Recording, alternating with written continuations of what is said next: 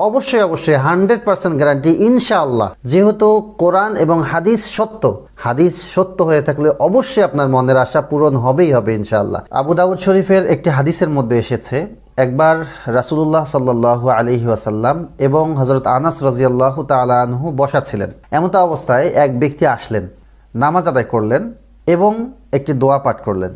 তো এই দোয়া পাঠ করার পর রাসূলুল্লাহ সাল্লাল্লাহু আলাইহি ওয়াসাল্লাম বললেন যে এই ব্যক্তি ইসমে আজম পাঠ করলো। ইসমে আজম আল্লাহ তাআলার এমন একটি নাম, যে নাম ধরে আল্লাহকে ডাকলে আল্লাহ তাআলা সাড়া দেন এবং এ নামে তার কাছে চাওয়া হলে আল্লাহ তাআলা তার সমস্ত চাওয়া পূর্ণ করে দেন। অর্থাৎ এই দোয়াটি হলো ইসমে আজম। প্রিয় দিনী ভাই বোনেরা, আমরা দোয়াটি শিখবো ইনশাআল্লাহ। তার আগে খুবই গুরুত্বপূর্ণ একটি কথা বলতে চাই, সেটি হচ্ছে আমাদের যাদের মনের আশা পূরণ হচ্ছে না, আমরা এই মনের আশাটা পূরণ না হওয়ার জন্য কিছু মিস্টেক করতেছি, ভুল করতেছি, যার কারণে হচ্ছে না।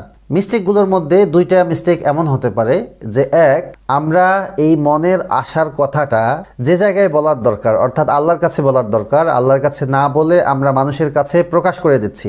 যখনই আমরা প্রকাশ করছি, আমরা এমন মানুষের কাছে আমাদের মনের কথাটা প্রকাশ করছি, আমরা ভাবছি যে সেই মানুষটা মনে হয় আমার ওয়েল উইশার, অর্থাৎ আমার মনের যে আশা পূরণ হোক এটা আমি চাই, সেই ব্যক্তিও মনে হয় সেটাই চায়। কিন্তু না, মানুষের অন্তরের ভিতরে কি আছে, মানুষ আপনার কথা শুনে কি ভাবে, এটা যদি আপনি জানতে পারতেন তাহলে আপনি কোনো কথাই কাউকে বলতেন না। দেখুন, বদনজর এমন একটা জিনিস যে বদনজর যদি পাথরের উপরে পড়ে, পাথরও ফেটে যায়। আপনার মনের আশা এটা মানুষের কাছে যদি প্রকাশ করেন, আর যদি কোনোভাবেই সেই আশার উপর বদনজর পড়ে যায়, সেই আশা কখনোই পূরণ হওয়া সম্ভব না। এটা এক নম্বর মিস্টেক। দ্বিতীয় নম্বর মিস্টেকটা হচ্ছে যে মনের আশা পূরণের জন্য যা করণীয় সেটা আমরা করতে ভুলে যাই, ভাগ্যের উপর ছেড়ে দিই। না, এরকম কখনোই হবে না। আপনাকে অবশ্যই এর জন্য কাজ করতে হবে। আপনি যদি ভালো রেজাল্ট করতে চান, অবশ্যই আপনাকে পড়তে হবে। ভালো একটা বাড়ি করতে চাইলে, একটা গাড়ি কিনতে চাইলে অবশ্যই এর জন্য আপনাকে অর্থ উপার্জন করতে হবে। ভালো একটা চাকরি পাইতে চাইলে অবশ্যই সেই চাকরি পাওয়ার জন্য যে সমস্ত পড়ালেখা করার দরকার, স্টাডি করার দরকার, অভিজ্ঞতা অর্জন করার দরকার, সেগুলো অবশ্যই আপনাকে অর্জন করতে হবে। এখন আসুন, এগুলোর পাশাপাশি আমরা যেটা করব, এই দোয়াটা আমরা শিখে নেব ইনশাআল্লাহ। নামাজের পর এই দোয়াটা আমরা পাঠ করব, আল্লাহ তাআলার কাছে দোয়া করব। অবশ্যই 100% গ্যারান্টি ইনশাআল্লাহ। যেহেতু কোরআন এবং হাদিস সত্য হয়ে থাকলে অবশ্যই আপনার মনের আশা পূরণ হবেই হবে ইনশাআল্লাহ। প্রিয় দিনী ভাই বোনেরা, প্রথমে আমরা দোয়ার অর্থটি জানবো ইনশাআল্লাহ, তারপরে আমরা দোয়াটি মুখস্থ করব।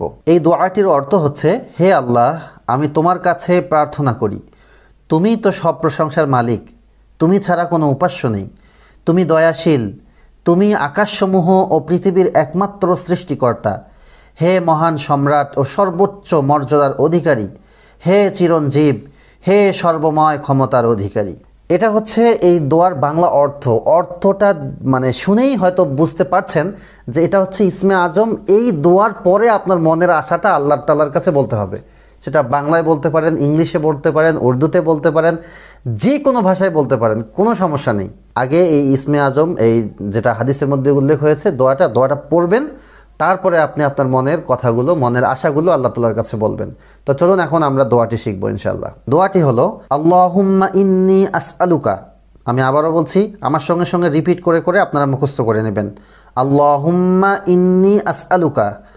মার্কিং করা আছে, আপনারা দেখুন এবং মুখস্থ করে নিন। আল্লাহুম্মা ইন্নী আসআলুকা বিআন্না লাকাল হামদু, বিআন্না লাকাল হামদু, বিআন্না লাকাল হামদু, লা ইলাহা ইল্লা আনতাল মান্নান, লা ইলাহা ইল্লা আনতাল মান্নান, লা ইলাহা ইল্লা আনতাল মান্নান, বাদিউস সামাওয়াতি ওয়াল আরদ, বাদিউস সামাওয়াতি ওয়াল আরদ, বাদিউস সামাওয়াতি ওয়াল আরদ, ইয়া জাল জালালি ওয়াল ইকরাম, ইয়া জাল জালালি ওয়াল ইকরাম, ইয়া জাল জালালি ওয়াল ইকরাম, ইয়া হাইয়ু ইয়া কাইয়ুম, ইয়া হাইয়ু ইয়া কাইয়ুম, ইয়া হাইয়ু ইয়া কাইয়ুম। আমি মিলিয়ে পড়ছি। আল্লাহুম্মা ইন্নী আসআলুকা বিআন্না লাকাল হামদ, লা ইলাহা ইল্লা আনতাল মান্নান, বাদিউস সামাওয়াতি ওয়াল আরদ, ইয়া জাল জালালি ওয়াল ইকরাম, ইয়া হাইয়ু ইয়া কাইয়ুম। প্রিয় দিনী ভাই ও বোনেরা, আমি এই দোয়াটি আপনাদেরকে বলে দিলাম, আপনারা মুখস্থ করে নেবেন এবং যখনই এই দোয়াটা পড়তে চাবেন তার আগে আপনি নামাজ পড়ে নেবেন। নফল নামাজ পড়লে ভালো হয়, যদি ফরজ নামাজের পর পড়েন তারপরেও হবে ইনশাআল্লাহ। হাদিসের মধ্যে যেহেতু ফরজ নফলের কথা উল্লেখ হয় নাই, নামাজ পড়লেই হলো। যে কোনো নামাজ পড়ার পর এই দোয়া পাঠ করার পর তারপরে আপনার মনের কি আশা সেটা আল্লাহ তাআলার কাছে পেশ করবেন ইনশাআল্লাহ। যদি এটা করতে পারেন, আশা করি আপনাদের মনের আশা অবশ্যই আল্লাহ তাআলা পূরণ করে দিবেন। আমি মন ভরে আপনাদের জন্য দোয়া করছি, আল্লাহ তাআলা আপনাদের প্রত্যেকের মনের আশাগুলি পূরণ করুক, আল্লাহুম্মা আমিন। আল্লাহ যেন আমার মনের আশাগুলিও পূরণ করে, এটাও আপনারা সবাই দোয়া করবেন। তো প্রিয় ভাই ও বোনেরা, এই ছিল আজকের ভিডিওটি ভালো লাগলে শেয়ার করে দিবেন। আমাকে ইউটিউবে সাবস্ক্রাইব এবং ফেসবুক পেজে ফলো করে রাখবেন। ইনশাআল্লাহ এই ধরনের আরো ভিডিও নিয়ে আপনাদের সামনে উপস্থিত হব। ইনশাআল্লাহ দেখা হবে পরবর্তীতে। সেই পর্যন্ত আল্লাহ হাফেজ। আসসালামু আলাইকুম ওয়া রাহমাতুল্লাহ।